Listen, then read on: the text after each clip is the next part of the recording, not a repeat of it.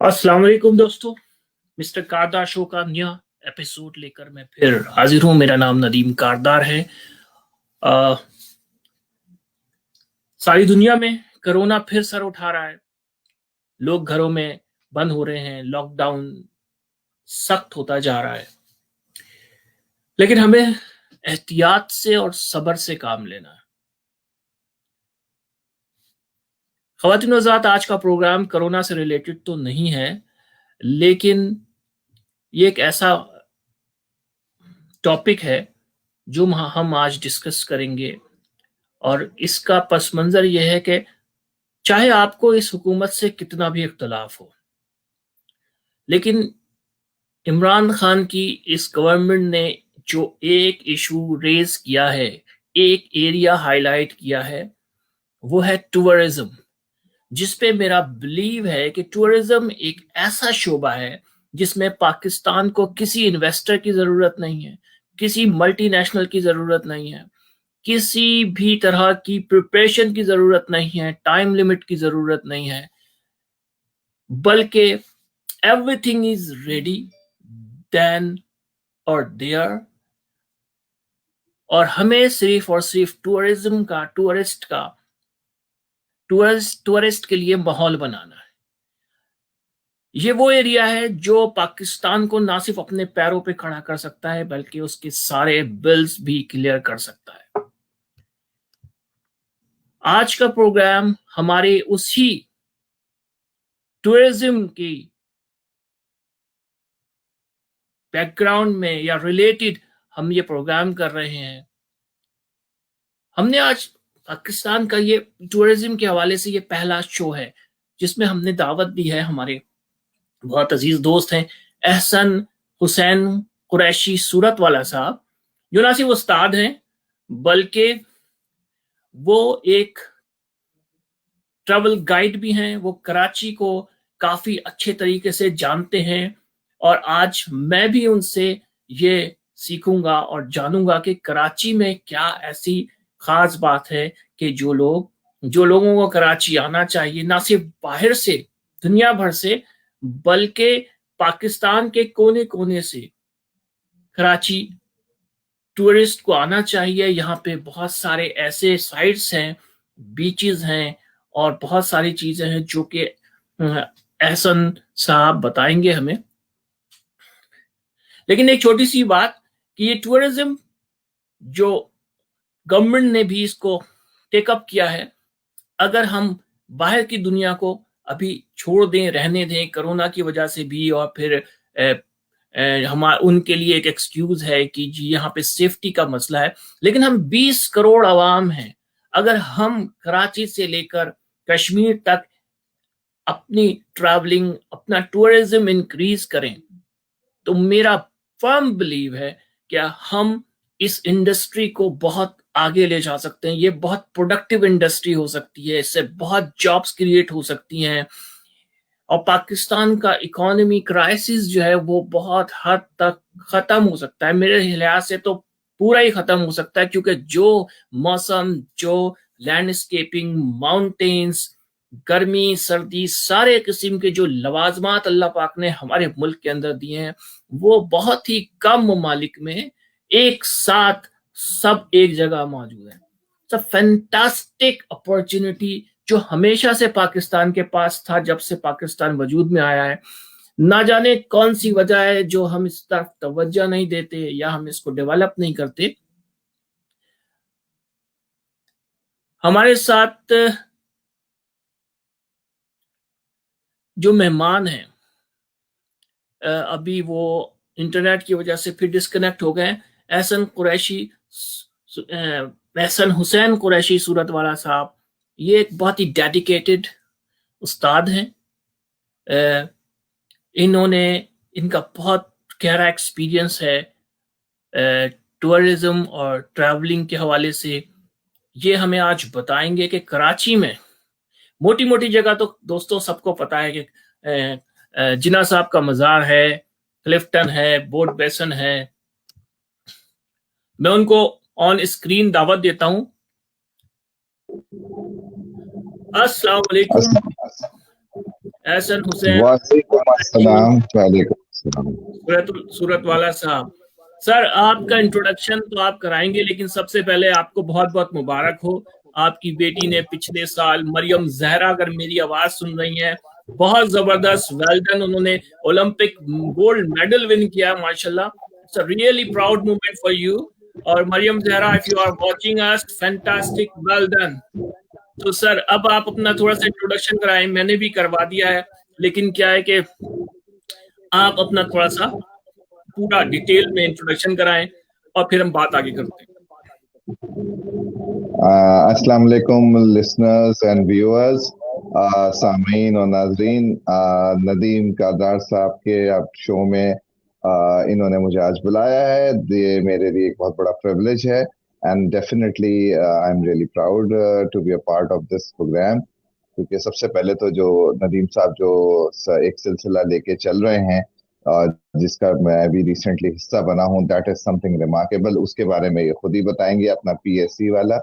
Secondly ये कि जहां तक इन्होंने मेरा तारुफ कराया है, तो सबसे बड़ा मेरा तारुफ ये कि आपने मेरा नाम सुना होगा, मोहम्मद एहसन हुसैन चीची सी कुरैशी सूरत वाला। तो ये मेरी 3-4 रेफरेंशियल सरनेम्स बन गई है। एक फैमिली नेम है, एक फादर सरनेम है, और एक मेरे फादर जो माइग्रेट होके सूरत शहर हिंदुस्तान का, जो आज गुजरात में है, मुंबई के करीब, वहां से आए थे। तो वो जब यहाँ आए तो उनका एक वजह तस्मिया, उनका एक रेफरेंस जो बन गया था, वो सूरत वाला लग गया था, जो कि हिस्सा नहीं था।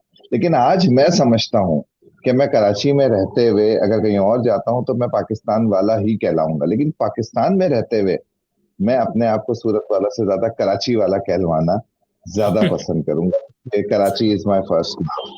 इनफैक्ट आई वुड से कि मैं अपने घर में अगर ये कहूँ कि मेरी फर्स्ट वाइफ भी वही है, मेरी फर्स्ट पहली मोहब्बत भी वही है, मेरे पहली औलाद भी वही है, और मेरे पहले वालदेन भी जो है वो कराची है। तो कराची ने जिस तरीके से एक नर्चरिंग मेरी की है, मैं समझता हूँ कि दुनिया के किसी और हिस्से में शायद मैं होता तो मैं यकीनन उस मोहब्बत, उस रचाव, उस एक जो एक एक हर मिट्टी के अंदर कोई ना कोई एक वो होती है, एक खासियत होती है। तो जो कराची की खासियत थी, मैं उससे यकीनन महरूम रह जाता। जहाँ तक मेरे तारुफ का ताल्लुक है, बेसिकली मैं एक एजुकेशनिस्ट हूँ, और तालीम दस तदरीस से ताल्लुक है। दामे दरमे सुखने, almost it's almost more than 30 years now, 31 years हो चुके हैं जब से मैंने एजुकेशन की फील्ड में रहा हूँ। और उसी के साथ साथ मुझे ट्रैवलिंग का बहुत शदीद जुनून रहा है। ये मुझे अपने वालिद से मिला, और क्योंकि उन्होंने भी बहुत ज़्यादा घूमा फिरा। ट्रैवलिंग की फील्ड में प्रैक्टिकली भी आया हूँ मैं, और प्रैक्टिकली मैंने बाकायदा उस प्रोफेशन के अंदर, टूरिज्म के प्रोफेशन में जॉब्स भी की, कुछ अपना काम काज भी किया। तो इस तरीके से मैंने काफ़ी ममालिक देख लिए, लगभग 28 के करीब तो ममालिक रीजन के सारे देख चुका हूँ मैं। और पाकिस्तान का हर काबिल जिक्र मकाम, हर समझता हूँ हमारे पड़ोस का हिंदुस्तान भी आधे से ज्यादा घूमा हुआ, पूरा रीजन अल्हम्दुलिल्लाह मैंने देखा हुआ। तो सर, अब हम जहां जहां मैं बोलिए। जी, आपने बताया नहीं, थोड़ा सा अपना मरियम जहरा का बताएं कि वो ओलंपिक में कैसे माशाल्लाह गोल्ड मेडल उन्होंने लिया है पिछले साल। अच्छा जी, माहम जहरा मेरी जो है दूसरे नंबर की बेटी हैं। बड़ी वाली बेटी जो है वो ज़ैबिस यूनिवर्सिटी में पढ़ती हैं। माहम जहरा माशाल्लाह मेरी जो है, अल्लाह ताला ने इनको कुछ ज़्यादा एक्स्ट्रा सलाहियतों से नवाजा। बेसिकली स्कूल एजुकेशन, जो मेन स्ट्रीम स्कूल एजुकेशन में, वो एक डिफरेंटली एबल्ड, या आप जिसे कहें डिफिकल्ट लर्नर की कैटेगरी में शुमार हुई, तो उस वजह से वो स्पेशल कहलाई। लेकिन जब वो स्पेशल हुई तो उनकी सलाहियतें जो बाकी थी, उन्होंने उसका इजहार किया, और उन्होंने सिर्फ चंद हफ्ते की ट्रेनिंग्स में स्पेशल ओलंपिक्स पाकिस्तान जो एसओपी है उसकी ट्रेनिंग, उसकी छाए छतरी तले रहते हुए उसने ट्रेनिंग दी। और पिछले साल वो इधर अबू धाबी में जो इंटरनेशनल गेम्स होते हैं, जो कि स्पेशल ओलंपिक्स गेम कहलाते हैं, उसमें वो शरीक हुई, और उन्होंने वहां पे साइकिलिंग में गोल्ड मेडल जीता।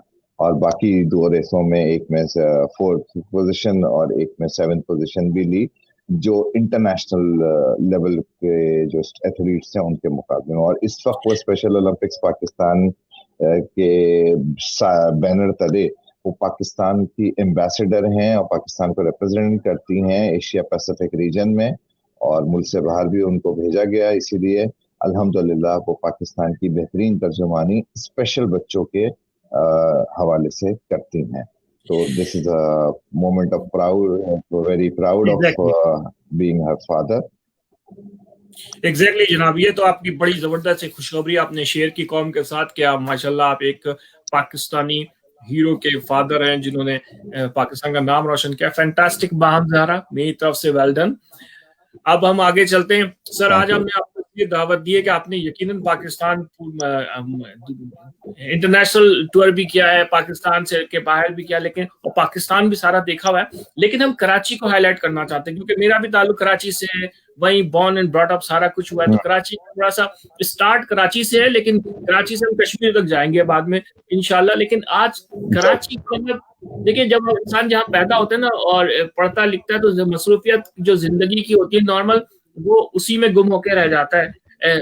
घूमने फिरने का या फाइंड आउट करने का या सर्च करने का इतना रुझान नहीं रहता है, और घर की मुर्गी दाल बराबर भी कह लें, कुछ इस तरह से भी होता है। तो हमने क्लिफ्टन, वुड बेसन, जादा पैराडाइज, मतलब आज आप कराची को ना पूरा खोल के रखते हैं। आपकी कराची में कौन कौन सी ऐसी अट्रैक्शन है कि कोई भी, अब मैं भी आऊं या कोई भी कराची आए तो कराची का पहले तो जोग्राफिया और हिस्ट्री थोड़ा सा बताएं।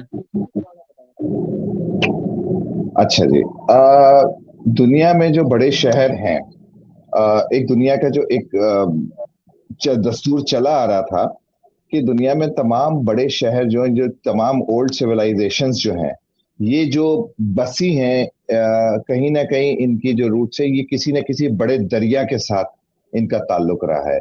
आप जी चाहे बेबीलोन की सिविलाइजेशन देख लें, मेसोपोटामिया की देख लें, फिर आप रिवर नाइल की जो इजिप्ट की है, फिर इवन मोहनजोदारो जो हमारा अपना मोहनजोदारो और हड़प्पा और टैक्सिला जो है, ये दरियाए सिंध के साथ साथ की थी। अब कराची जो था, ये शहर जो था, ये एक अजब शहर है कि ये दरिया के साथ तो नहीं लगा हुआ, लेकिन दरिया से काफी दूर है, और हाँ इसका ये था ही नहीं, ये इसका वजूद नहीं था। जो दरिया के साथ शहर थे वो अगर हम कहने तो है नेरौन कोट जो कि हैदराबाद था, या हम मजीद नीचे डेल्टा के रीजन में आ जाते, दरिया सिंध का जो डेल्टा था, यहाँ पे जो आज मौजूदा ठट्टा है, और यहाँ पे किसी जमाने में देवल की बरदगाह या भंबोर का शहर रहा होगा, या जो बाकी इस वक्त घारो और इधर का जो इलाका है, ये इलाके दरिया के साथ के थे। कराची का वजूद नहीं था, और कराची बिल्कुल भी नहीं था। तो कराची को अगर आप सिर्फ रिवर इंडस से कनेक्ट करें, तो पहली बात तो ये कि वो मेरे ख्याल से एक ज्योग्राफिकल फैक्ट नहीं होगा कि हम उसको दरिया सिंध की सिविलाइजेशन का शहर कहें।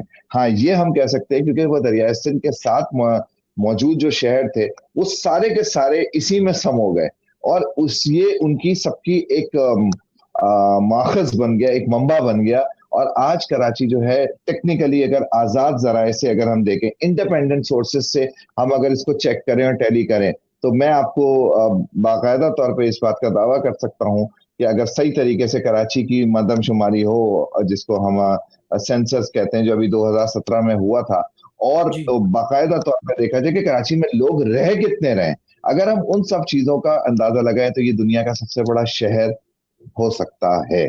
यानी टोक्यो योकोहामा जिसको हम कहते हैं कि वो दुनिया का सबसे बड़ा शहर है, मैं समझता हूँ कि कराची उससे ज्यादा बड़ा है, क्योंकि हमारे यहाँ साइंटिफिक बुनियादों पे और बड़े जो मौजूदा दौर में जो पैरामीटर्स हैं आबादी को काउंटिंग करने के, उस पे हमारे यहाँ अभी तक नहीं किया गया। तो कराची एक वो शहर है कि जो अभी आजादी के बाद भी चार नस्लें आ चुकी हैं लोगों की, जो हिंदुस्तान के, क्या हिंदुस्तान, यानी मैं हिंदुस्तान पार्टीशन से पहले के हिंदुस्तान की बात कर रहा हूँ, जो ठीक ब्रिटिश है। इंडिया था, ब्रिटिश इंडिया का या मुगल हिंदुस्तान के हजार शहर उजड़े थे और एक कराची बसा था।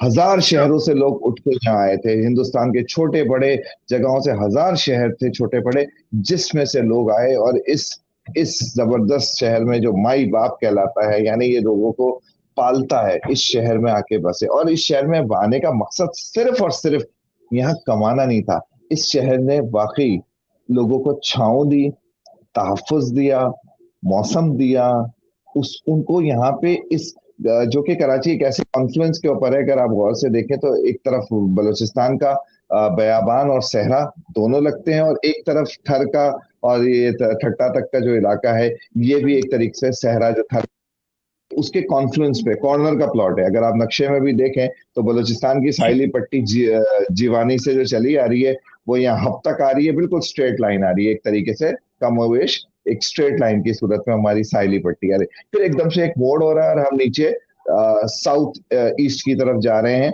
जो कि फिर हमें ठट्टा और बदीन तक लेके जा रहा है, फिर इंडियन बॉर्डर आ जाता है। तो ये कराची कॉर्नर का प्लॉट है, और इस कॉर्नर के प्लॉट की, जैसे कहीं पे भी आप किसी बस्ती में घर लेते हैं तो कोशिश करते हैं ना भाई कि कॉर्नर का प्लॉट लें, जी जी। ताकि वहाँ हवा अच्छी है, वहां से आपको सनसेट और सनराइज अच्छा मिल सके। तो एग्जैक्टली यही सिचुएशन कराची की जुग्राफियाई तौर पे थी। और अगर मैं गलत नहीं हूं तो कुछ हमारे अगर जुग्राफिया दान और खास तौर पे जो तारीख दान है, हिस्टोरियंस, इस चीज की तहकीक करें कि अलेक्जेंडर द ग्रेट ने जो आज से पांच अपना तकरीबन 2500 साल पहले जो उन्होंने सफर किए थे और वो हिंदुस्तान तक आए थे, जिसकी हमें हिस्ट्री और तारीख मिलती है कि किस तरीके से ये दरिया सिंध के साथ साथ नीचे साउथ की तरफ आए, और गालिबन वो इधर तक तो पहुंच गए थे।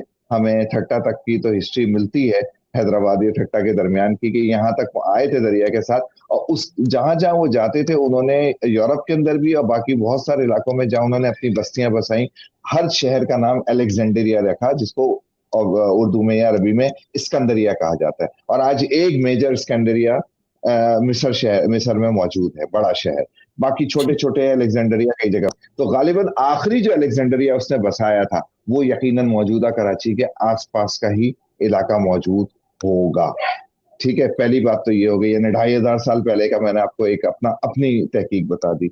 दूसरी ठीक है। चीज ये है कि कराची का मैंने आपको जोग्राफियाई लोकेशन बता दिया कि हमें सहरा जो फारस से आ रहा है, ईरान की तरफ से और बलूचिस्तान से होता हुआ, वो हमें टच हो रहा है। और इधर से जो अजीम थर डेजर्ट जो है, जो हमें गालिबन दुनिया का 14वां 15वां बड़ा डेजर्ट में शुमार होता है, जो कि तकरीबन 80-85% के करीब हिंदुस्तान में है, मौजूदा भारत में, और बाकी 15 से 18% हमारे पास है। तो वो भी हमें बदीन तक तो टच कर रहा है। बीच में एक दरिया का डेल्टा आ जाता है जो कि बदीन और ठट्टा के दरमियान फिर कराची लग रहा है। तो कराची की लोकेशन जो है बड़ी ही यूनिक है। आज भी दुनिया का कोई इतना बड़ा शहर, कम अज कम 30 मिलियन से ज्यादा, 30 मिलियन का मतलब हो गया 3 करोड़ के करीब है, कमोबेश, इससे भी ज्यादा हो सकती है, 3.5 भी हो सकती है। तो इतना बड़ा शहर जो कि दरिया से दूर है, क्योंकि अभी भी दरिया सिंध हमारे हमसे 125 से 150 किलोमीटर दूर है। वो तो अल्लाह का शुक्र है कि हमारे 60 की दिहाई में हमें पानी के लिए उसका जखीरा जो था, कलरी झील या जिसे किंजल लेक भी कहा जाता है, वो नसीब हुआ और वहां से पानी आने लगा। हब डैम उसी देर में हब का रिजर्वायर बना, तो जो भी अपना कीर्थर के सिलसिले में पानी जमा होता था, वो सारा हब डैम में आता है और वो हमें मिल जाता है। और बाकी अल्लाह ताला ने बहरहाल जमीन के अंदर भी यहाँ पे पानी रखा था, समंदर के किनारे होते हुए बयाबान और सहराई इसका जो डेजर्ट इसके जो मौसम है, उसके बावजूद आप जमीन में कहीं भी खोदें आपको पानी मिल जाता है। ये अल्लाह का करम है, ठीक। उसने इस जमीन, और इसको यस जी। बाबुल मक्का और बाबुल मदीना कहा जाता है। एक जी आखिरी जी। फैक्ट बताऊं, फिर आप अगले सवाल पे आइएगा। जी टेक्निकली स्पीकिंग टेक्निकली स्पीकिंग दुनिया इस्लाम का सबसे बड़ा शहर इस वक्त कराची है। द सही वर्ल्ड ऑफ सर। इस्लाम, अगर आप दुनिया का नाम बोले तो इस्लामिक वर्ल्ड का तो है ही है। सर बड़ा होना असल में ब्लेसिंग नहीं है ना, मतलब ये बड़ा होना तो एक हमारे लिए मसला है एक्चुअली, क्योंकि इतना बड़ा होना एग्जैक्टली। हम इसको मैनेज नहीं कर पा रहे हैं, इसको हम टैकल नहीं कर हैंडल नहीं कर पा रहे हैं ना। तो अब हम बड़े होने पर प्राउड करें या फिर हम अपने मसाइल को देखें कि यार ये बड़े होने से हमें क्या फायदा हो गया। लेकिन खैर चले, वो तो हम मसले पे बात नहीं कर रहे, हम बात कर रहे हैं इसमें कराची की पॉजिटिव साइड पे। अगर कराची को आप डिवाइड करें नॉर्थ साउथ ईस्ट वेस्ट में, तो आप कहाँ से शुरू करेंगे? अपने अपर करें, आप मुझे लेके घूम रहे हैं वर्चुअली कराची, तो स्टार्ट कहाँ से करेंगे आप? भाई वर्चुअली अगर आप बात करें तो मैं सबसे पहले तो पुराने कराची की बात करूंगा। ठीक पुराना है। कराची ये था कि कराची के अंदर बहरहाल एक जमाने में एक पुराना किले का या तस्वुर था, या एक शहर का तस्वुर था, जिसकी कुछ दीवारें होती थी और कुछ दरवाजे होते थे। तो वो जो दरवाजे और जो दीवारें होती थी, तो वो कुछ इस तरह थी कि एक हमारी कीर्तन के सिलसिले से दो नदियां तकरीबन कमोबेश एक साथ निकलती हैं, जो कि एक जो है हमारे समझ ले कि आप नॉर्थ वेस्टर्न साइड पे बह रही है, और एक हमारी साउथ ईस्टर्न साइड पे बहती है। तो जो नॉर्थ वेस्टर्न साइड से आ रही है वो है आपकी लियारी नदी, और दूसरे तरफ जो बह रही थी, वो जो साउथ ईस्टर्न साइड से जो आ रही थी, वो थी आपकी मलिन नदी। ये कमोबेश एक ही सोर्स से, समझने के तकरीबन 100 सवा 100 किलोमीटर से ज्यादा लंबी नहीं है। इसका कैचमेंट एरिया जो है वो कीर्थर का पहाड़ी सिलसिला है। कीर्थर की जो फुट हिल्स हैं, जो कि दादू और जामशोरो के दरमियान है और हब और इसके लसबेला के दरमियान है, वहां से ये पानी कैच करके इन दो नदियों में आ रही थी। तो जो पुराना शहर था वो इसी के दो दरमियान में था, और वो निस्बतन उसको समंदर के करीब था। तो वो जो इलाका था, तो उसके दो मेजर उसके एंट्रेंस थे।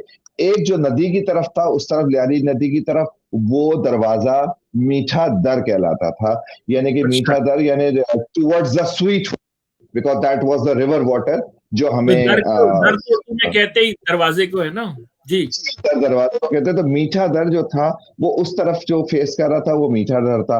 तो वहां से जो मछली पकड़ी जाती थी या मीठे पानी का जो जरिया था, वो वहां से हासिल होता था। और दूसरा जो था, वो था खारा दर, जो कि समंदर की तरफ फेस कर रहा था। तो खारा पानी, ब्राकिश वाटर, या जिसको सॉल्टिश वाटर समंदर का कह रहे हैं आप, तो वो समंदर की तरफ टच हो रहा था, तो उसको हम खारा दर कह रहे थे। खारा तो दर ये कह रहे थे। एक, बिल्कुल। और इसकी हदूद ज्यादा से ज्यादा जो हमारा जो आज का कराची का जो एक लसबेला ब्रिज कहलाता है, जो कि ओल्ड सिटी एरिया को नाजमाबाद गुलबहार से मिलाता है, वह ये गार्डन का एरिया था। ये इलाका गार्डन इसीलिए कहलाता था कि यहाँ बाग थे, और यहाँ पे लोगों की पुरानी हवेलियां होती थी, जो कि लियारी नदी, जिसमें साफ साफ पानी आया करता था पहाड़ों से, उसको फेस करती थी। तो आज भी एक या दो मुश्किल से बची हैं, जो पुरानी छतरियों के साथ, और उसके साथ हमें पाक कॉलोनी का जो रोड है, उससे पहले पहले वहां पे हमें पुराने गार्डन में, गांधी गार्डन के पीछे वाली साइड पे, हमें एक दो हवेलियां नजर आती हैं। सैफी मंजिल के पीछे भी एक है।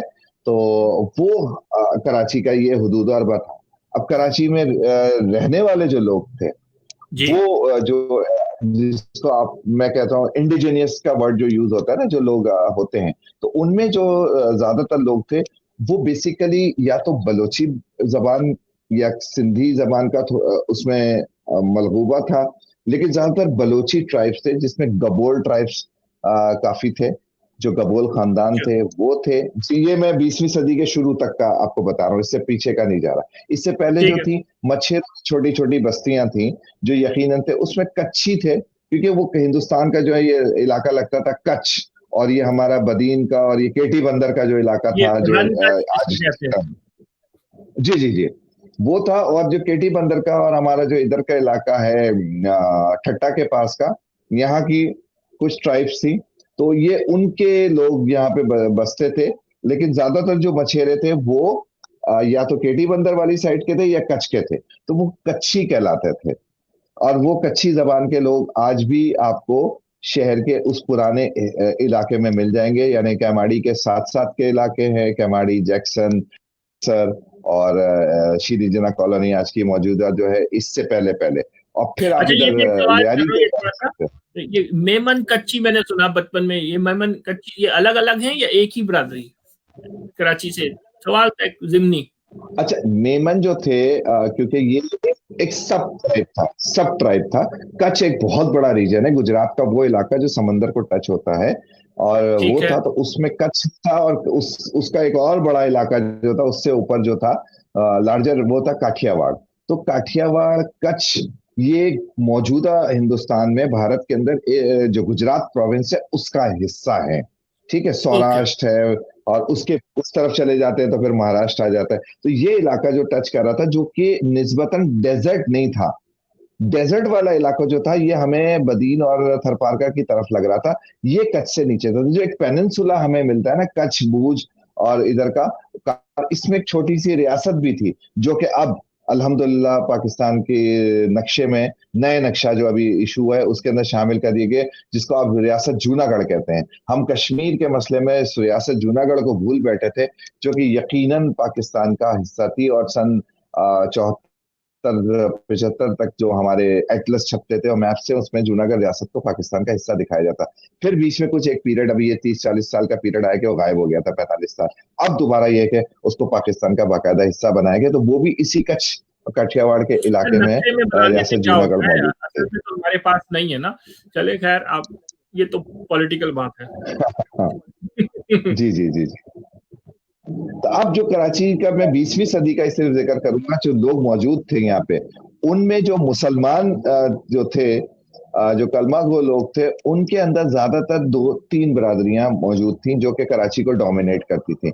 उसमें सबसे ज्यादा थी, जो आपके लोग थे वो थे निजारी इस्माइली, जिनको आगा खानी भी कहा जाता है। आगा खानी बरादरी के लोग थे, इसीलिए ठीक। आपको शायद पता होगा कि आगा खानी आज भी बहुत बड़ी तादाद में यहाँ मौजूद है। और सर जी। सुल्तान मोहम्मद शाह आगा खान जो थे, आगा खान स्वयं, उनकी पैदाइश भी कराची में हुई थी, जो कि एक बहुत बड़ा एजाज है इस शहर के लिए। दूसरे ठीक है। नंबर पे जो दाऊदी बोरा जमात जो थी, उनके लोग यहाँ मौजूद थे। और तीसरे नंबर पे असनाशरी शिया जो थे, ये ज्यादातर असनाशरी शिया ये भी गुजराती होते थे, यानी बोरी, आगा खानी और असनाशरी शिया, ये तीनों ज्यादातर गुजराती बोलने वाले थे। ये लोग ठीक यहाँ है। रहते थे। और मतलब जो जो सुन्नी जो जो थे, वो जो निस्बतन मतलब डोमिनेटिंग नहीं थे, लेकिन थे यहाँ पे। इनिशियल जो आबादी जी थी वो लार्जली इनके ऊपर थी मुश्तमिल। जी। जी। सही। और ये तो सब आपने गुजराती आपने बोलने मीठा वाले थे और सारे के सारे बिजनेसमैन थे। आपने मीठा कर बताया कि जी 2 दरवाजे थे, मुझे आज पहली दफा पता चला। नाम तो मैंने सुना था, कभी गौर नहीं किया इसके जी ऊपर। जब हम लाहौर जाते हैं तो वहां पे भी दरवाजों का जिक्र होता है कि जी लाहौर में भी है ना दरवाजे। तो चलो, अब कराची में भी हमारे पास 2 दरवाजे हैं। आज के बाद मैं समझता हूँ, मीठा दर और खारा दर। अब आगे चलते हैं। बिल्कुल बिल्कुल। तो कराची के अंदर दूसरे जो बरादरियां थी, उनमें डेफिनेटली सिंधी हिंदू, सिंधी बोलने वाले हिंदू और गुजराती बोलने वाले हिंदू, दोनों बड़ी तादाद में मौजूद थे। वो भी यहाँ मौजूद थे, और देवर ऑल्सो बिजनेसमैन। ये सारे लोग बिजनेसमैन थे। तो कराची जब पोर्ट डिक्लेयर हुआ 1840 के अंदर, और बाकायदा यहाँ पे आपका जो ये मनोड़ा का जो केप था, तो केप मनोड़ा के ऊपर, वो आइलैंड नहीं है लेकिन टेक्निकली हम उसको आइलैंड समझते हैं, लेकिन वो आइलैंड नहीं, एक जरा सी उसकी पट्टी जुड़ी हुई है जमीन के साथ। खैर, तो मनोड़ा के ऊपर एक फोर्ट बनाया था ब्रिटिश ने, यहाँ पे बाकायदा तौर पे उन्होंने जब सिंध के मीरों को शिकस्त दी थी और कराची शहर को अपने साथ एनेक्स किया था 1840 के अंदर, 1839 में बाकायदा तौर पे। उसके बाद फिर यहाँ पे जो उन्होंने अपनी तालीम शुरू की और अपनी CMH स्कूल, क्रिश्चियन जो स्कूल जो था, Christ mission high school, CMH mission road पे आज भी मौजूद है, one of the oldest school of Karachi. और उसी के साथ उस वक्त आपको अंदाजा होगा कि 1830s में तो मुगलों का रूल था, मुगल्स मौजूद थे हाँ, दिल्ली के एग्जैक्टली। अंदर, कम से कम। हाँ। और उसी 1857 की जमाने, जंग भी नहीं हुई थी, आप उससे पहले की बात कर रहे हैं।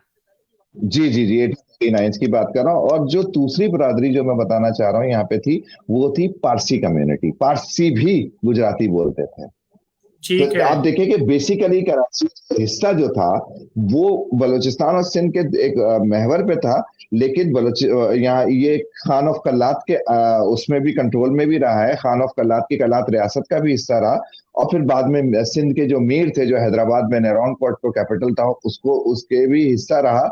लेकिन बेसिकली यहाँ के जो रहने वाले रिहायशी थे, वो गुजराती ज्यादा बोलते थे। और कच्छी, काठियावाड़ी, ये जबानें गुजराती, और मेमनी, ये सब गुजराती जबान की ही एक डायलेक्ट्स आप कह लें। मेजर जो बड़ी जबान है वो गुजराती है, ये उसी जबान के डायलेक्ट्स हैं, ये ओके। सारे के सारे। तो यहाँ पे पारसी बड़ी तादाद में मौजूद थे।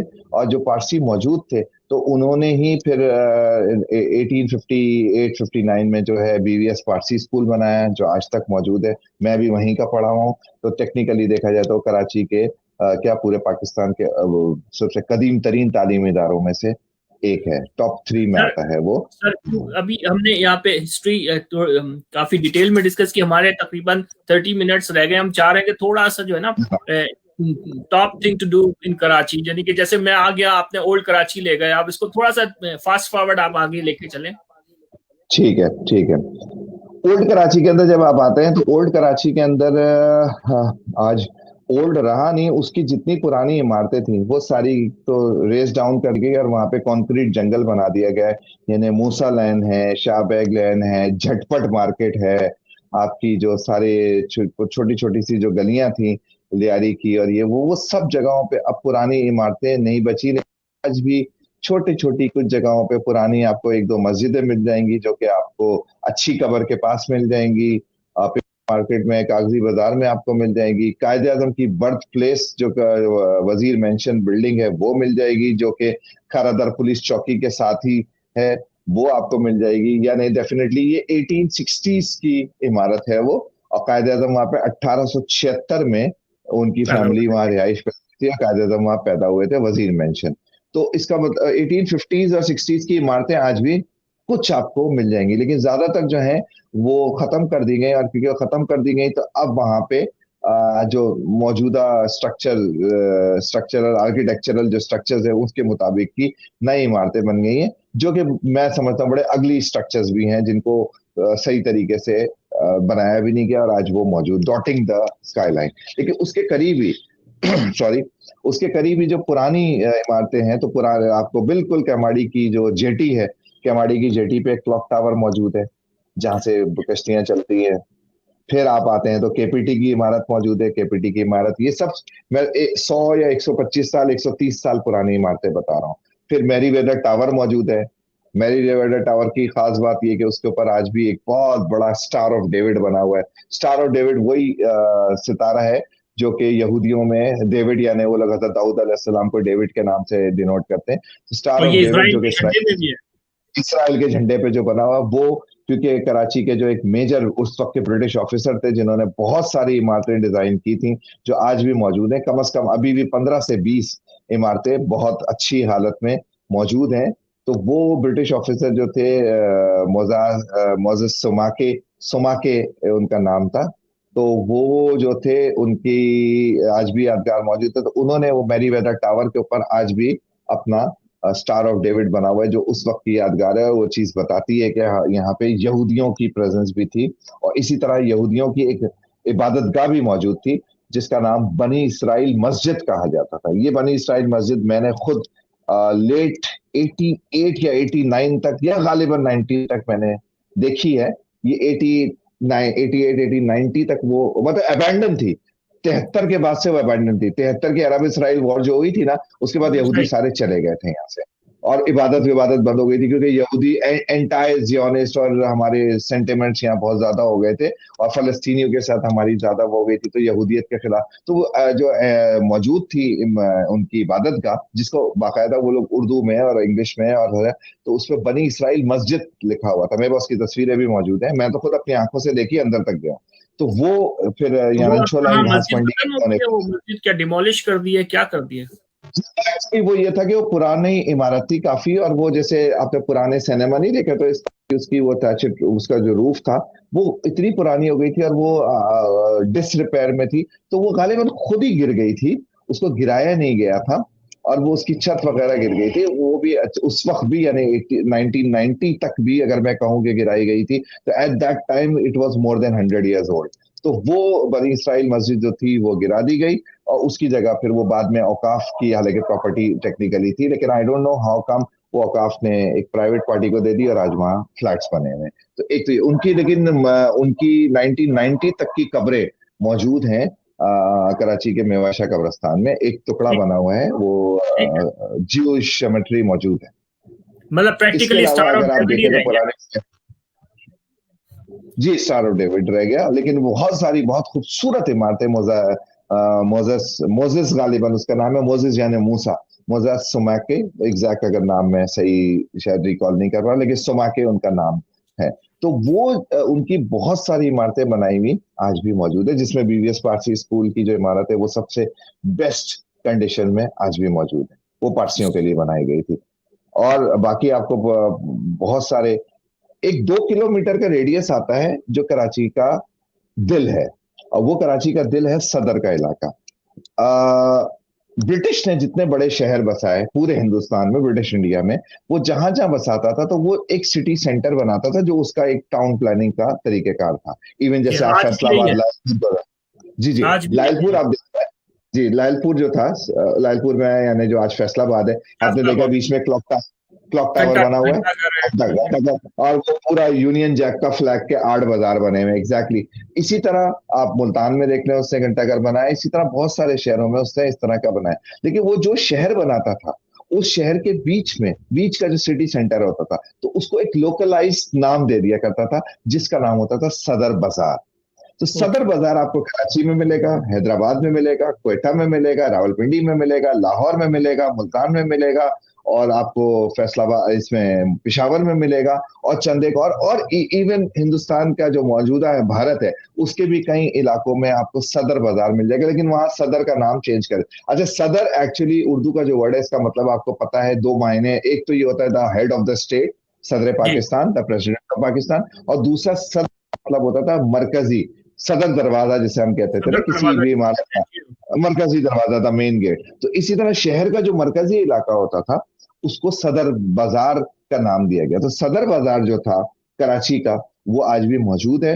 ये समंदर के करीब भी था, पोर्ट के भी करीब था, और रिहायशी इलाकों के बिल्कुल ऐसा था। और इसकी खास बात ये थी, क्योंकि ब्रिटिश यहाँ रह रहे थे, तो ब्रिटिश के तमाम जो लोग थे, जो एंग्लो इंडियन थे, यानी वो लोग जो ब्रिटिशर भी थे, या वो लोग जो क्रिश्चियनिटी, एंग्लो इंडियन जो लोकल थे लेकिन क्रिश्चियनिटी, तो वो इस सदर बाजार के हुदूद अरबे में रहते थे। और इसी वजह से एक 2-2.5 किलोमीटर का आप रेडियस लेने, इसमें आपको 8 से 9 चर्च मिल जाएंगे। अच्छा। वो उसकी वजह ये सदर बाजार में, जिसमें सबसे बड़ा जो है, अगर आप देख लें तो अच्छा, और मजे की बात है, हर फिरके का चर्च होता था क्रिश्चियनिटी के अंदर। अच्छा। क्या, Roman Catholics, Protestant, seven day Adventist, Christ the king church, या और भी जो मजीद फिरके थे, उन सबके आपको चर्चेस इस 2-2.5 किलोमीटर के रेडियस में मिल जाएंगे, जिसमें सेंट पैट्रिक्स का चर्च मौजूद है आज, सेंट्रल ब्रूक्स चर्च मौजूद है, ट्रिनिटी, होली ट्रिनिटी मौजूद है, सेंट एंड्रयूज मौजूद है, सेंट लॉरेंसिस मौजूद है, और आपका सेंट पैट्रिक्स का भी होता है। इसी तरह छोटे बड़े मिला के टोटल 9 चर्चेस इस पूरे इलाके में मौजूद थे। यानी फार एंड पे आप देख लें तो गार्डन में आपको सेंट लॉरेंसिस मिल जाएगा, और फिर आपको क्राइस्ट द किंग जो है, ये आपको मज़ार कायद के पीछे मिल जाएगा। बाकी मेन सदर के अंदर ही आपको 4 चर्च वॉकिंग डिस्टेंस पे मिल जाएंगे। तो दे ऑल वर हियर। इसी सही। तरह जो पारसी कम्युनिटी थी, उनकी इबादत कहलाती है फायर टेम्पल, यानी आतिश कदा, आतिश जो होती थी। तो जी हाँ। उसको, हाँ, जो आतिश कदा होता था, आतिश कदा तो घर में भी बना सकते, लेकिन उसको गुजराती जबान में कहते हैं आग, फायर तो बोलते हैं, तो आगियारी। आगियारी जो थी, मेन आगियारी, वो आज भी मेन सदर में एम्प्रेस मार्केट से मुश्किल से 100 मीटर के भी फासले पे नहीं है, 100 मीटर फासला होगा, वहां पे आपको दाऊदकोटा रोड के ऊपर वो अगियारी आज भी मौजूद है, जो पारसियों का फायर टेम्पल है। एक उनका सोल्जर बाजार में भी मौजूद है छोटा, और एक उनका जो है अपना सोल्जर बाजार यानी पारसी कॉलोनी में, और एक उनका मेन पाकिस्तान चौक के ऊपर भी मौजूद है। तो ये भाई और फिर एक कराची जो में, असद में हाजी में, कराची में पारसी तादाद में मौजूद हैं, इनफ तादाद में? मैंने सुना है सारे चले गए, पता नहीं। जी बिल्कुल, मैं तो पारसियों के साथ पारसी स्कूल में पढ़ा हूँ, और पारसियों के साथ दोस्ती, और अभी भी वो मेरे दोस्त हैं जो मुल्क से बाहर हैं। लेकिन एक जमाना था कि कम से कम कराची में 5,000 पारसी थे, लेकिन मैं आज समझता हूँ शायद शायद मुश्किल से 600, 500, 600 मुश्किल बचे हो, या उनके रिकॉर्ड के मुताबिक 800-900 बचे हो, इससे ज्यादा नहीं है। ठीक। बहुत कम रह गए। उनके घर खाली पड़े हुए, उनकी इमारतें, उनकी जो मजहबी इमारतें थी वो भी, उनके ट्रस्ट, उनकी फाउंडेशन, वो भी खाली पड़े हुए। बड़े बड़े घर आज भी खाली पड़े हुए, बाज घर अभी तक भी बिके नहीं है। और उनकी कुछ और, मतलब उनकी डायनामिक्स कुछ और थी, उनकी कम्युनिटी के लिहाज से भी, तो इस वजह से चीजें उनकी खाली पड़ी हुई हैं। But they were the one of the finest people one can ever meet in life. लेकिन उनकी चीजें मौजूद हैं, तो इससे ये उम्मीद है कि शायद वो कभी वापस भी आ जाए। नहीं, एक्चुअली एक तो ये हो गया कि वो लोग ज्यादातर वेस्ट में जाके बस गए, और हाँ। जैसे कि हमारे भी जो बाकी पाकिस्तानियों की फैमिली भी वहां जाके बस चुकी है। अब आप क्या समझते हैं कि दूसरी नस्ल, तीसरी नस्ल, वो तो अब पाकिस्तान आने को तैयार नहीं, क्योंकि वो born American, born British, born European है, तो they don't want to come. So I अच्छा जी। don't think so. It will be very difficult for the people who are born there and they are going to come back. I doubt. तो may be ये था। तो ये कराची के पुराने लोग थे। साइट्स और लैंडमार्क्स आपको मैंने पुरानी काफी सारी बता दी, लेकिन जी। कराची का आइकॉन, अगर मैं आपसे पूछूं कि कराची का आइकॉन क्या, हर शहर का आइकॉन है। लाहौर में आप इस वक्त मौजूद हैं, तो लाहौर का आइकॉन मीनार पाकिस्तान या यादगार पाकिस्तान है। वो इस्लामाबाद का जो है मेरी फैसल मस्जिद है। ही कहूंगा मैं उसे। नहीं, एग्जैक्टली एग्जैक्टली, बिल्कुल। जैसे वॉशिंगटन डीसी के लिए उनकी इमारत कैपिटल हिल है, और न्यूयॉर्क के लिए स्टैच्यू ऑफ लिबर्टी है, तो कराची के लिए मज़ार कायद है। और कराची का मज़ार कायद जो है वो one of the unique architectural structure जो है वो है। पता नहीं क्यों मैंने अपने तौर पे सोचा कि जब हिंदुस्तान से जो मुसलमान आ गए और जो मुसलमान यहाँ रहे थे, तो हम हिंदुस्तान में एक थे, तो हमारे लिए एक बड़ी मुगलों के अटैचमेंट होने की वजह से और मुगल मुसलमान होने की वजह से हम उसको समझते थे कि जी ताजमहल हमारी एक पुरखों की यादगार है।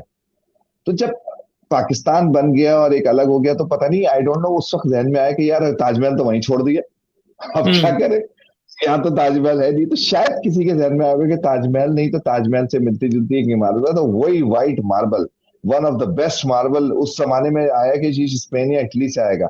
लेकिन पता नहीं, जब तक वो बन रहा था तो पता चला कि हमारे यहाँ मालागोरी और स्वात का मार्बल इतना जबरदस्त और जहरी मार्बल इतना जबरदस्त निकल आया, खासतौर पर स्वात का व्हाइट मार्बल।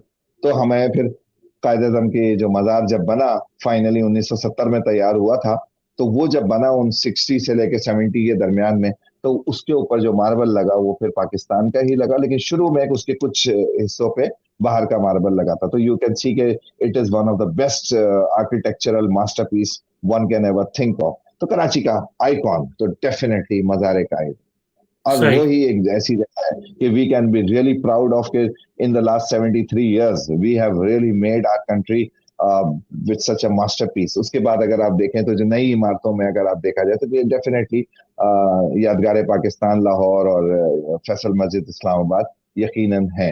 बाकी कराची के अंदर पुरानी इमारतें आज भी बहुत सारी मौजूद है, 100-150 साल पुराने घर, हवेलियां, मेंशंस आज भी आपको मज़ार कायद के इर्द गिर्द आमिल colony, cosmopolitan colony, Christian colony, Catholic colony, Shikarpur colony, आमिल कॉलोनी और पारसी कॉलोनी, ये सब इन कॉलोनियों में आपको सब जगह पुराने घर आज भी मौजूद हैं। अफसोस ये है कि आहिस्ता आहिस्ता आहिस्ता आहिस्ता बिल्डिंग कंट्रोल और हेरिटेज फाउंडेशन जो हेरिटेज लॉ है वो स्ट्रांग ना होने की वजह से उन इमारतों को तोड़ के फिर वहां पे अपार्टमेंट ब्लॉक्स बनाए जा रहे हैं, जिसकी रोकथाम करना बहुत जरूरी है। ये एक था। जी तो हाँ, जी बिल्कुल, ये तो जरूरी है, लेकिन वो एस्थेटिक सेंस जो है ना, जो हमारे पुरखों का था, वो हमारा खत्म हो गया एक्चुअली। कि हम जिसको मतलब आप बात कर रहे हैं, मतलब अब सोच भी खत्म हो गई। अब मुझे लगता है कि नजीब भाई, हम भी अब पुरखों में आ गए, हम भी अब, हमारी उम्र भी अब पुरखों में आ रही है।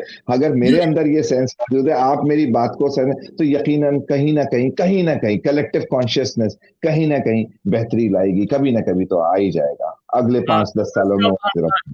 यकीनन एज अ टीचर, क्योंकि आप भी टीचर हैं और मेरा भी दर्स और तदरीस से ताल्लुक है, अगर हम बच्चों में ये बात पहुंचा दें तो उन्हीं में से कोई एक बात को आगे ले जाकर शायद इस मुकाम पे पहुंचे और वो इसमें कोई तब्दीली ला सके। यकीनन बिल्कुल सही कह रहे हैं आप। अच्छा, मुझे लगता है कि हम एक और एपिसोड करना पड़ेगा मुझे, लेकिन क्योंकि लास्ट 10 मिनट्स है, मैं बीचेस पे बहुत ज्यादा वो ना ऑब्सेस हूँ, बहुत ही ज्यादा मुझे अफसोस है कि हम 70 साल में अपने बीचेस डेवलप नहीं कर सके। उसके बारे में वेस्टर्न कल्चर, ये बाकी दूसरे कल्चर, इवन ईस्टर्न कल्चर भी, वहां बीच का कॉन्सेप्ट थोड़ा डिफरेंट है। हमारा मशरकी कम इस्लामिक कल्चर में बीच का कॉन्सेप्ट थोड़ा डिफरेंट है।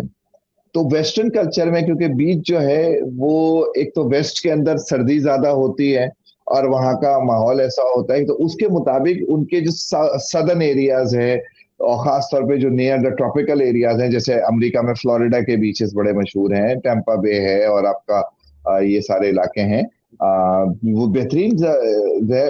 उनका कॉन्सेप्ट बीच का सर्द इलाकों से गर्म इलाकों की तरफ आना है। अब हमारे यहाँ भी आपकी बात को थोड़ा, मैं बिल्कुल भी उन कंपेयर नहीं कर रहा और ना मैं इंटरेस्टेड हूं कि मैं इंतजार नहीं करना चाहता कि हमारा जो टूरिस्ट है वो कोई अमेरिका से, कनाडा से, ऑस्ट्रेलिया से आएगा। भाई मेरा जो कराची का टूरिस्ट है वो, या तो कराची का अपने लोग 3 करोड़ लोग हैं सर। 3 करोड़ में से पता नहीं कितने लोगों ने अभी तक कराची में रहते हुए समुंदर भी देखा या नहीं देखा, पहले तो ये पता करें, ठीक है ना। मैं बिल्कुल जमरा में रहता हूँ और मैं स्कूल में पढ़ाता हूँ। बहुत सारे बच्चों ने, हालांकि यहाँ पे बीच आप देख ले, ऐसा है कि 10 किलोमीटर पे बीच नजर आ जाता है। और आप यहाँ पे भी बहुत सारे बच्चों से पूछे कि आपने बीच देखा है, तो वो कहेंगे नहीं, हम तो कभी गए नहीं, पेरेंट्स नहीं लेके गए। तो कराची में भी 3 करोड़ लोगों में मैं समझता हूँ पता नहीं कितने लोगों ने बीच, और दूसरे के भाई पंजाब है, सिंध है, एपीके है, बलूचिस्तान है, वहां से लोग आएंगे, उनके लिए समुंदर एक बड़ी जबरदस्त अट्रैक्शन है। तो हम ये ना सोचे कि जी वो टैंपा पे और मियामी बीच वो वाला माहौल हमें देना भी नहीं है ना उनको, अगर हम वो भी आएंगे तो हम उनको भी नहीं देंगे, सॉरी, वो भी आएंगे। आप चिल करें, सन बात लें, सब कुछ, लेकिन हमारे कल्चर के मुताबिक, हमारा इस्लामिक कल्चर है, हमारा अपना एक पाकिस्तानी कल्चर है, तो हम अपने लोगों के लिए तो कम से कम बीच डेवलप कर सकते हैं। सर, मुबारक विलेज एग्जाम्पल दूं, मेरी फैमिली में वहां पे एक ढंग का कोई टॉयलेट नहीं है, 100 लोग लाइन में खड़े हुए थे लोटा लेकर, मतलब 70 साल हो गए। और ये टूरिज्म, मैं अभी बात कह रहा था शुरू में कि इमरान खान की हुकूमत ने जो ये पॉइंट आउट किया है ना, टूरिज्म सेक्टर, ये ऐसा रेडीमेड आपके पास प्रोडक्ट है, आप इसको ऐसे उठा सकते हैं। तो इसके लिए कोई मल्टीनेशनल कंपनी की जरूरत नहीं है, इसके लिए कोई इन्वेस्टमेंट की जरूरत नहीं है, जस्ट थोड़ा सा माहौल बनाना है। सिर्फ विल चाहिए। मैं वही अर्ज कर रहा हूँ कि हम उनकी तरह नहीं जा सकते, बीच को उस तरह एंजॉय नहीं कर सकते, लेकिन हम जिस तरीके से भी एंजॉय कर सकते हैं उसका तरीका सिर्फ ये है कि सबसे पहले तो आप बीचेस से आबादियां जो थी उनको एक कंट्रोल लिमिट्स में लाएं, नंबर वन। दूसरा ये है कि पूरा सबसे बड़ा बीच का सारा सारा सबसे बड़ा मसला ये कि हमने बीच को अपना डंपिंग ग्राउंड समझ लिया। पूरे कराची का एफिलेंट जो सारा जो गंदा पानी है और जो अनट्रीटेड वाटर है, इंडस्ट्रीज का भी और डोमेस्टिक भी, वो भी, और सारा सीवरेज और सीवेज कचरा, सॉलिड कचरा इसमें जा रहा है। सबसे पहले तो उसको रोका जाए ताकि बीच की एक वो तो रहा है, ये तो बीच की जगह डंपिंग ग्राउंड बन गया, ये तो नालियां और गटर लाइन बन गई है। तो पहले तो इसको रोका जाए। आप देखेंगे अभी डिफेंस, पूरा डिफेंस जो है, इसकी तमाम सड़कें खोद के इसके अंदर वो डाल दिया गया कि वो ड्रेन जो है, सारे के सारे ड्रेन, और उसमें ड्रेन जो है बेसिकली स्ट्रॉन्ग वाटर ड्रेन है, लेकिन उसमें जो घरों का पानी भी और तमाम कचरा वो बह के सारा बीच पे जा रहा है। आप सिर्फ सीवी पे जाके तो देख लें कि कितना कचरा टनों के हिसाब से रोजाना समंदर में मिल रहा है। तो पहले उसको कंट्रोल किया जाए। नंबर दो ये होगा कि डेफिनेटली बीचेस के ऊपर बहुत आसानी से, बहुत जब थोड़ा सा ये सीव्यू का जो स्ट्रेच है, यानी आप सीव्यू का स्ट्रेच यहाँ से मैकडोनल्ड के पॉइंट से जो लेकर, जहाँ से डिफेंस शुरू हो रहा है, क्लिफ्टन खत्म हो रहा है, और यहाँ से लेके आप दो दरिया और वो जो अपना डेविल्स पॉइंट है उधर तक देख लें, जो क्रेसेंट बन रहा है हमारा क्रेसेंट बे। तो वो क्रेसेंट बे जहाँ पे एमआर इतनी बड़ी बड़ी इमारतें बना रहा है। एक तो ये कि सबसे पहले बीच कराची के हर हर रहने वाले, और हर कराची नहीं, पूरे पाकिस्तान के हर रहने वाले, अगर पूरे का पाकिस्तान में 24-25 करोड़ आवाम है तो हर पाकिस्तानी का इस बीच के ऊपर हक मौजूद है। तो उसके लिए एक्सेस खुली रखी जाए। आप इसकी को अगर आप प्राइवेट डेवलपमेंट के उसमें दे देंगे तो फिर लोगों के लिए बीच कहाँ रहेगा। तो सबसे पहले तो उसको आप कंट्रोल करें। और दूसरी बात ये कि सफाई का वहां पे, और दूसरा अगर वहां पे पानी की लाइनें बिछी हुई हैं और शावर्स लगे हुए हो, आप यकीन करें कि बेहतरीन होगा। जैसे आप दुबई के बीच में देख लेना, क्या है, कुछ भी बड़ी आसानी से उन्होंने कंट्रोल कर लिया उसको, बहुत आसानी से कंट्रोल कर लिया। तो ये आप कर सकते हैं। आपने सही कहा कि बिल होने चाहिए, लेकिन तो आप लोग, आप जो टूरिस्ट को जो है लेकर जाते हैं बीच में, तो क्या दिखाते होंगे? भैया मैं अपना छोटा सा इनफॉर्मल किस्म का छोटा सा अपना काम लेके चल रहा हूँ। कराची का मैं सीनियर तरीन गाइड हूँ। मैंने भी सोचा जिस तरह पूरे पाकिस्तान, पूरी दुनिया में लोग साइट सीइंग कराते हैं और बस में बिठा के शहर की, तो इसी तरह मैंने भी कराची का, ये मेरा आइडिया था। कुछ लोग और भी मुझसे थोड़े से आगे निकल गए कि इसमें सरमाए की जरूरत थी। मेरे पास सरमाया नहीं था तो मैं पीछे रह गया। लेकिन अब मैंने उसको इनफॉर्मली स्ट्रीट्स ऑफ कराची के नाम से, स्ट्रीट्स ऑफ कराची के नाम से मैं इसको जी इनफॉर्मली अभी है। बल्कि मैं कोई पार्टनर ढूंढ रहा हूँ जो मुझे इसमें सपोर्ट कर दे। ज्यादा इन्वेस्टमेंट भी नहीं चाहिए, लेकिन कोई आ जाएगा तो यकीनन मैं, मेरे पास बहुत सारे आइडियाज हैं। मैं उसको खुद गाइड हूँ। मैंने अपने बच्चों को ट्रेन किया हुआ है। मेरी जो दो बच्चे हैं, मेरी जो बड़ी बेटी जो है जाबिस की स्टूडेंट है वो भी, और जो बेटा है वो लेवल्स का है उसको भी, और इवन मेरी स्पेशल बेटी माम, उसको भी मैंने ट्रेन किया हुआ है। तो we all, a full family is trained for Karachi to be as guides. तो हम गाइड लेके जाते हैं। तो हम बीचेस को इस वक्त सिर्फ ये करते हैं कि बीच के ऊपर लोगों को फिर जो साफ सुथरे पॉइंट्स हैं जो थोड़े कराची से हटकर हैं, सी व्यू और क्लिफ्टन से हट के, उस तरफ फिर लेके जाते हैं। मुबारक विलेज से आगे सोमियानी का है और एक दो और जगह हैं, वहां हम ले जाके फिर उनको दिखाते हैं कि जो कराची का फार एंड है वहां तक ले जाते हैं, या इवन कराची जैसे ही हदूद खत्म होती है तो जहाँ पे हब की हदूद शुरू होती है वहां तक हम बीच ले जाते हैं, वह थोड़ा सा साफ सुथरा है तो हम वो दिखाते हैं। लेकिन अच्छा, अगर इसको मजीद कर दिया जाए तो हम डेफिनेटली कराची बीच को भी बेहतरीन यूटिलाइज कर सकते हैं। Exactly exactly. अच्छा, आखिर में आप क्या रिकमेंड करेंगे जो पाकिस्तान के जो लोकल टूरिस्ट हैं, जो कराची वाले हैं, कराची में रहते हैं, और जो कराची से बाहर से भी आते हैं, जैसा कि कहा आपने, ये सबका हक है, कराची पर सबका हक है, कराची वालों का, सब पाकिस्तान का हक है। और ये जो तो आप उनको क्या रिकमेंड करेंगे कि जब भी ये पिकनिक करने जाएं या टूर करने जाएं कहीं भी, किसी एरिया में, किसी शहर में, तो उनको क्या मस्ट शूट और कुट करना चाहिए, कि मतलब फॉर एग्जांपल भाई बैग तो जरूर साथ रखना चाहिए। आप क्या रिकमेंड करेंगे? आपसे क्या क्या मामला आप देखते हैं, अच्छा, इसमें सबसे पहले तो ये है कि मैंने एक छोटा वो था, 7 आइलैंड्स ऑफ कराची। कराची के इर्द गिर्द छोटे छोटे कुछ आइलैंड्स हैं, जिसमें सबसे बड़ा तो मनोड़ा है, शम्सपीर है, और ठीक दो तीन और छोटे छोटे आइलैंड्स हैं। इनके 7 आइलैंड्स हैं। इसकी ट्रिप मैं बोट में बिठा के कराता हूँ। ये तकरीबन 4-5 घंटे का ट्रिप होता है, या 6 घंटे का ज्यादा से ज्यादा। इसमें बोट में बिठा के हम सारा दिखाते हैं, और इसमें लंच वंच और फ्रेश सर, सी फूड भी बोट ये कर सकते हैं, और जो पूरा आप पाकिस्तान। देखते हैं, सर जो बोट में जी। देखती हूँ, जो बोट नजर आती है मुझे, उस पे तो मुझे देख के ही डर लगता है कि भाई इस पे बैठेंगे कैसे, सर बोट। अच्छा देखो, वो बोट्स हैं, आप यकीनन सही कह रहे हैं, लेकिन मैं पूरे सेफ्टी गियर के साथ, क्योंकि मैं किसी मुमकिन है कि मेरा एक बंदा भी विदाउट लाइफ जैकेट हो। लाइफ जैकेट के साथ बैठते हैं, और हमारे पास पूरा इक्विपमेंट होना चाहिए, और मेरे साथ दोस्त जो बंदे होंगे, जो गार्ड या स्विमर होंगे, जो कि समंदर के ही गार्ड। एक तो ये होता है ना स्विमिंग पूल का, नहीं वैसा नहीं, जो समंदर का अपना लाइफ गार्ड होगा, उनके ठीक साथ मैं इस चीज को लेके चलाता हूँ, और वो करते हैं। तो अब उसमें हम हर आइलैंड पे उतरते हैं, hop on hop off, hop on hop off. तो वो जो चीज दिखाते हैं ना, वो that is a different story, and that is something my speciality. तो वो द ठीक है। People who are listening can contact me. तो इजीली ये चीज तो हो सकती है। तो मैं कराची के हर चीज को उजागर करना चाह रहा हूँ। अच्छा, आप, एक छोटी सी चीज मैं यहाँ मैं पे समझ ऐड कर नहीं दूं रहा था कि कि आप जब जाते होंगे तो आप देखते होंगे कि कोई डिस्ट्रक्शन वहां पे इको फ्रेंडली नहीं है, लोग कचरा डाल रहे हैं। तो मैं इसके बारे में मैं कह रहा था। उसी पॉइंट पे मैं आ रहा था कि देखिए, कचरा डालने वाले को तो मैं, मेरे साथ जो गए मैं उनको तो रोक सकता हूँ, जो ऑलरेडी पड़ा है वो तो गवर्नमेंट और लोगों का काम है। जी, लोगों को क्या नहीं करना चाहिए। जी। मैं जो एक और चीज कर रहा हूँ ना, कचरे को रोकने के लिए, मैं उसकी किसी भी चीज को रोकने के लिए कोई जाली डालनी पड़ेगी ना। तो मैं तीमर तीमर जो आपको पता है, तीमर के जंगलात के, तो मैं कोशिश ये करता हूँ कि मैं जिन लोगों को लेके जाऊं, उन सबके हाथ में एक एक पौधा तीमर का, यानी कि जिसको आप मैनग्रूव्स कहते हैं, मैनग्रूव्स के उनको देता हूँ कि भाई ये मेरी तरफ से एक है कि हम ये मैनग्रूव्स जहां पॉसिबल होता है एक एक उगा कर आ जाते हैं। अब वो कुदरत का काम है, उसको उगा दे, और वो उगेंगे तो वो पीछे से कचरे को जो हमारा आ रहा है उसको रोकेंगे किसी हद तक, और उसको आगे बढ़ने से रोकेंगे। तो मैं कम से कम इको के लिए ये कर सकता हूँ। हम कोशिश ये करते हैं कि अपने साथ जितना कचरा लेके गए वो सारा का सारा वापस आए। लोगों को उसमें थोड़ी सी अवेयरनेस स्पीच दी जाती है, कोई और नहीं उनको करना बताया चाहिए कि जाता कचरा वापस लेकर आना चाहिए और अपने घर के बिन में है। डालना चाहिए। ठीक है। Exactly exactly. दरख्तों को डिस्ट्रॉय नहीं करना चाहिए। मैंने सुना है ग्रीन टर्टल बीच जो है वहां पे, आप ग्रीन टर्टल के लोग अंडे चुरा लेते हैं, उनके बच्चे ले बिल्कुल। जाते हैं। तो वो हमारे मतलब उस एसेट। जी। उस वो तो देखे ना, वो इलाका जो है under the control wildlife department है, तो अब the wildlife department has to do. और ये चार रात के अंधेरों में होते हैं। अब 24 घंटे सिविलियंस तो वहां नहीं रह सकते ना, हम तो वहां नहीं नहीं, नहीं मैं होते वो तो आवाम रात। की बात कर रहा हूँ, जो आवाम कर को नहीं करना चाहिए।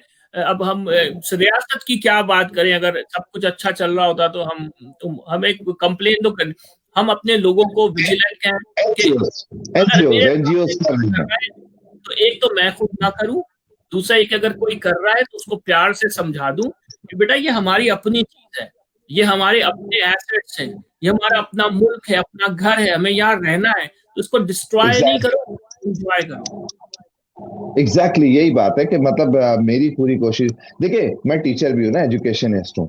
जी जी। डेफिनेटली मेरा जब टूरिज्म और यानी टीचिंग, ट्रेनिंग एंड टूरिज्म, ये तीन टीज मेरी जिंदगी में बहुत इंपॉर्टेंट है। चाय कम पीता हूँ टी, लेकिन टीज इंपॉर्टेंट है, यानी टीचिंग, ट्रेनिंग, ट्रायलिज्म, और एक और शोबा जो मैंने यहाँ नहीं बताया था कि मैं थेरेपिस्ट भी हूँ, साइकोथेरेपिस्ट। सो वो एक मेरी अलग एस्पेक्ट है, उसकी जरूरत नहीं थी इसलिए मैंने यहाँ वो बताया नहीं। लेकिन the people they really must be educated in some manner, उनको हमें बताना होगा। देखिए, हम जबान से बता सकते हैं, हम उनको बता सकते हैं, हम मटेरियल, एनजीओ काम कर रही हैं, no doubt about it, NGO are working. And मेरा सबसे बड़ा एसेट क्या है पता है, मेरी सबसे बड़ी ताकत क्या है नदीम भाई? मेरी सबसे बड़ी ताकत ये है कि मैं टीचर हूँ, और टीचर होने की वजह बना में मेरे हजारों स्टूडेंट्स हैं। तो मैंने आज तक जहां जहां पढ़ाया है, जिस जिस इदारे में पढ़ाया है, चाहे यूनिवर्सिटी लेवल पे, कॉलेज लेवल पे, स्कूल लेवल पे, प्राइवेट लेवल पे, इंस्टीट्यूट लेवल पे, जहां जहां पढ़ाया है, मैंने कोशिश की कि अपने वतन से मोहब्बत, अपने मुल्क से मोहब्बत, अपने लोगों से मोहब्बत, और इस शहर से इश्क, इस शहर से तो इश्क होना चाहिए। हसन साहब, और आप वो और इश्क मैं, जो है, जी जी, आप और मैं जो जुड़े हैं अभी Pakistan society of ecotourism से, जिसका एक प्रोजेक्ट ये भी है कि हम ऐसी का स्कूल जो है वो क्लब रन करेंगे हर स्कूल में, जहाँ पे यही सिखाया जाएगा कि इको फ्रेंडली कैसे रहना है, अपनी चीज को एंजॉय करना है, सफाई करना, ये टूरिज्म के एथिक्स क्या है, ये बच्चों को हम बता सकते हैं, बच्चों को हम सिखा सकते हैं। एडल्ट को चेंज करना बड़ा मुश्किल है। बिल्कुल बिल्कुल तो इसीलिए आप देखिए, मैंने भी बिल्कुल। अपने यूनिवर्सिटी छोड़ के अब मैं स्कूल टीचिंग की तरफ में इसलिए आया हूँ कि अब जो है बच्चों के ऊपर काम करना आसान है। बच्चों को अगर हम ट्रेन कर देंगे तो हम एक नई काबिल और एजुकेटेड नस्ल डेवलप कर सकते हैं। बड़े तो हमारी सोसाइटी जो बड़े हो गए ना वो। मैंने ये कहा ना कि मैं, मेरे हजारों की तादाद में स्टूडेंट्स हैं, मैंने उनसे शेयर किए हैं अपने ख्यालात, अपनी बातें, अपनी सोच, जो कि एन मजहब, माशरे के मुताबिक, सोसाइटी के हर नॉर्म्स के मुताबिक हैं। अब मैंने कहा ना कि कराची से इश्क है, तो इसका मतलब है, जैसे हम आपको मतलब एक मिसाल दे रहा हूं, कि जब हमें किसी से मोहब्बत होती है, तो क्या हमें उसके बहन भाइयों से भी मोहब्बत होती है? नहीं होती? उसके माँ बाप से भी मोहब्बत होती है? नहीं होती? उसकी उसकी चाहत से भी मोहब्बत होती है? उसकी उसके घर से, उसकी चीजों से भी मोहब्बत होती है? तो इस तरह अगर हमारे कराची से मोहब्बत है, इश्क है, तो पूरे पाकिस्तान से इश्क है, पूरे पाकिस्तान से मोहब्बत है, सूबा सिंध से मोहब्बत है। मैं जैसे पूरे सिंध को भी प्रमोट करने के लिए बड़ी कोशिश कर रहा हूँ। कुछ अरसे पहले हमारे एक अलीम साहब हैं, अलीम राशारी साहब, जो सिंध कल्चर डिपार्टमेंट को हेड कर रहे हैं, उनसे भी हुई कि मैंने बोला मैं पूरे सिंध का पूरा राउंड ट्रिप, जैसे एक रिंग रोड नहीं होता, पूरे सिंध के ट्रिप जो है वो मैं मैनेज कर रहा हूँ, और उसको मैं अरेंज कर रहा हूँ कि सिंध अमर जी जियारत, सिंधी में अमर माँ को बोलते हैं, माँ, अम्मी। तो सिंध अमर जी जियारत, पूरे सिंध का एक राउंड ट्रिप लगाए, यानी हम ईस्टर्न साइड, वेस्टर्न साइड से चले, नॉर्थ तक जाएं, और फिर ईस्टर्न साइड से होते हुए वापस साउथ की तरफ आए, कराची का एक राउंड लें। तो वो पूरे सिंध का भी हो, पूरा कराची हो। और इसके अंदर सबसे बड़ी एक चीज है कि जहां जाया जाए, हम प्लांट्स लेके जाएं, प्लांटेशन करें उस जगह की। प्लांटेशन करें, और दूसरा ये कि हम जाते जाते हम वही है कि कम से कम हम इकोसिस्टम डिस्टर्ब ना करें। हम वहाँ की कम्युनिटी को के खिलाफ कोई काम नहीं करें, वहाँ के एरिया के खिलाफ काम नहीं करें, मतलब बहुत ही महज़िब महज़िब बनना पड़ेगा ना हमें, सिविलाइज़ एग्जैक्टली एग्जैक्ट सिविलाइज़। और सबसे बड़ी बात यही और मोहब्बत की बात है, आपने सिंपल बात की है कि हम जहाँ रहते हैं वो हमारा घर है, और घर का ख्याल रखना, घर को साफ रखना, घर को बर्बाद ना करना, बल्कि उसको बनाना, उसको डेवलप करना, ये हमारी जिम्मेदारी है। हमारे घर को, अगर हम अपने घर को बर्बाद कर देंगे तो हम रहेंगे कहाँ? कोई आएगा तो घर, एग्जैक्टली हम कहाँ रहेंगे, हम कहाँ जाएंगे? अगर हमारा घर गंदा होगा, टूटा हुआ होगा, खराब होगा, बदसूरत होगा, हमें अकेला लगेगा, तो फिर कोई क्या रहेगा? तो ये जो मैं इस बात की सोच पे खत्म करना, हमारा काफी कवर हो गया है, तो हम इंशाल्लाह नेक्स्ट एपिसोड में फिर बात करेंगे इस पे। इस एपिसोड में थोड़ा मैं फ्लोरा और फाना के ऊपर भी बात करना चाहूंगा कराची की।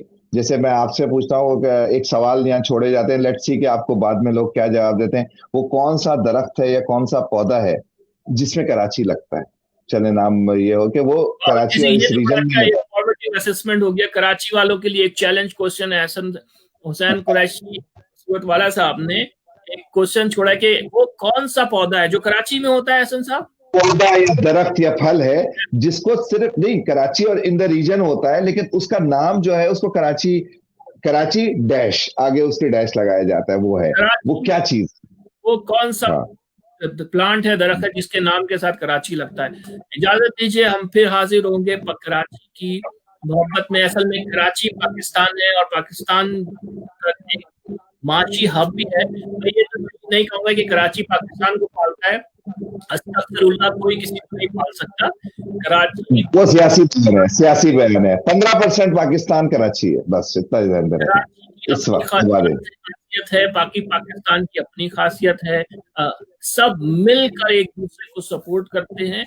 और कराची को हम कराची एक खूबसूरत शहर है एक्चुअली। इसके लिए आपकी खूबसूरत आंखें होनी चाहिए, खूबसूरत सोच होनी चाहिए आपकी उसकी खूबसूरती देखने के इश्क लिए। होना चाहिए, इश्क चाहिए आपको।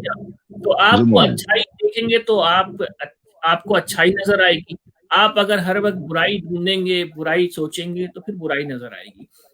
तो इसी बेशक। नोट पर हमें इजाजत दीजिए, हम फिर हाजिर होंगे। मिस्टर कारदार शो का ये एपिसोड खत्म होता है। एहसन साहब को हम दोबारा दावत देंगे। इजाजत दीजिए जरूर। नाज़रीन, अल्लाह हाफिज। अल्लाह हाफिज़, फी अमानिल्लाह एवरीवन।